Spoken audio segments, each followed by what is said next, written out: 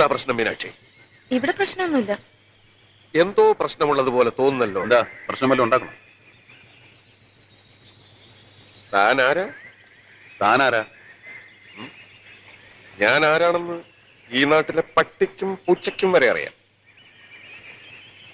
ഇവിടെ പക്ഷിയും പൂച്ചയും ഒന്നും കാണുന്നില്ല. എങ്കിൽ ചോദിക്കാമായിരുന്നു നീ ആരാണെന്ന്.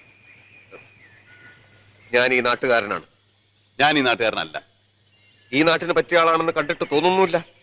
ഈ ഭൂമിക്ക് പറ്റിയ ആളെന്ന് കണ്ടപ്പോഴേ എനിക്ക് തോന്നി. ഈ നാട് അല്പം പെശക. ഞാനും. ആ സിനിമ ഇവനും കണ്ടിട്ടുണ്ടെന്ന് തോന്നുന്നു.